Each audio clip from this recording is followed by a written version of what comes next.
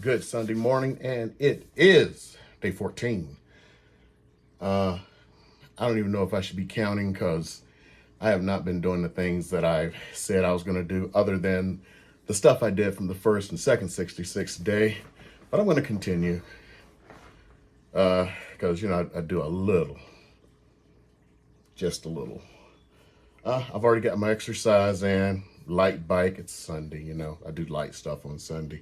Lucky I didn't just do some little simple stretches because that is working out. It's loosening yourself up.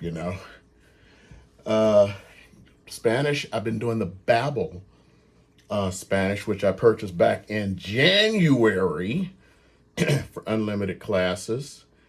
I'm not going to lie, the classes are pretty good. I'm actually disappointed with myself. I've done like a little bit of Babbel in the past. I mean, I've had Babbel for years, same with the Rosetta Stone. And just going through the Babbel now, I'm just realizing it's actually really, really good. I mean, better than I ever thought. And these live classes are so much better. And I paid 1/3 of what I paid for Lingoda for these Babbel classes. And I'm just going through them. It's like, this is really good. They're equivalent.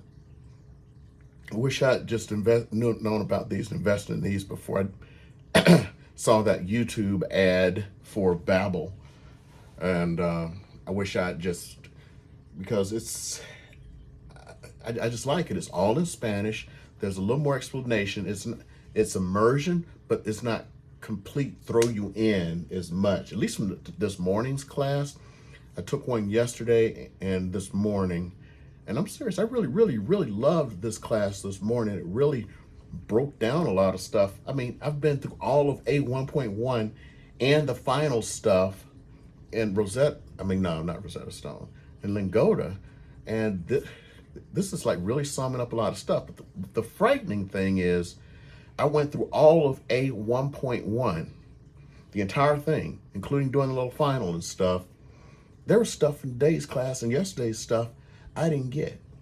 I mean, that was never covered in Lingoda, at least not that I know of. Like positioning and stuff like that.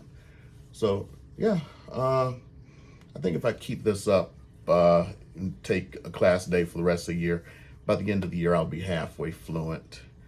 Actually, I think by the end of the year I'll be fluent, because by the end of the year there'll still be over 200 hours in addition to the time I've had now, which puts me past the A's. So yeah, because I think it's like 200 something hours to get into your A's. So I should at least be able to make my way around if I were to go to Cancun or something, I ain't gonna lie, I've been eating a little bit more lately than I normally have been. So I don't know if that's good or bad. And what's bad is I'm almost out of my weight loss meds because, I don't know if I said this before, the postal carrier put my shipment from the Veterans Administration in the wrong damn box. As of tomorrow, it would have been 2 weeks since the medication was put in the wrong box, and nobody's dropped by to give me my damn meds. I would have at least hoped somebody would have dropped saying like, hey, this isn't mine. Oh, this is somebody else's stuff. There's a bottle in here. Where they open it up and go like, oh, this medication is worth like $100. I'll take it myself. Where they're gonna get the next bottle from, I don't know. So anyway, that is upsetting. I've been thinking about putting something on Nextdoor, like, to whoever got my mail because of the mail carrier. It's been 2 weeks. Could you please drop it by my house? 2 weeks. My meds. That's how long it's been since it's been delivered to the wrong mailbox. I hate the way they do things here. It's like they keep screwing it up. I don't think there's a week goes by where I don't get somebody else's mail. I mean, it's got to be hard being a postal carrier. I'm not going to lie.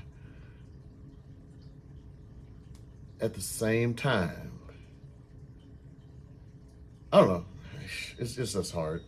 Because I try to return people's mail whenever I can, when I see it, I've had to return a lot of mail. Although I got a good little story. My wife, this was funny.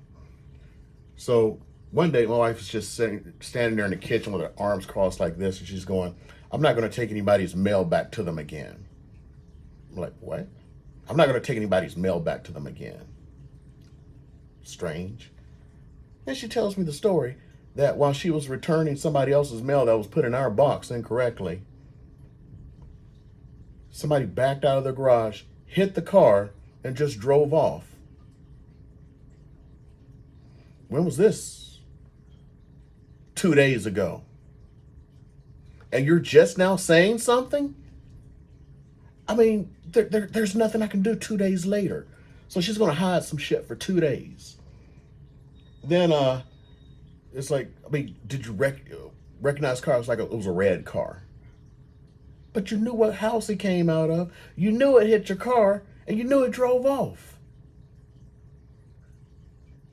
It's not like it came from in front of the car. They couldn't deny it. It came from inside the garage.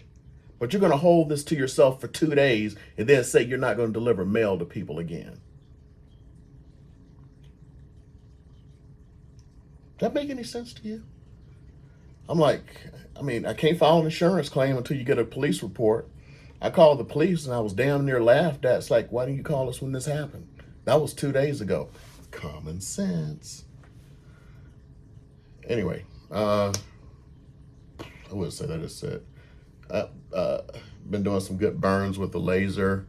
I'm actually proud of myself. I was trying to figure out how to get things to the right height because there is a certain distance everything needs to be in order for it to laser properly, and trying to do like the tumblers on the laser. It was like, man, how do I get this?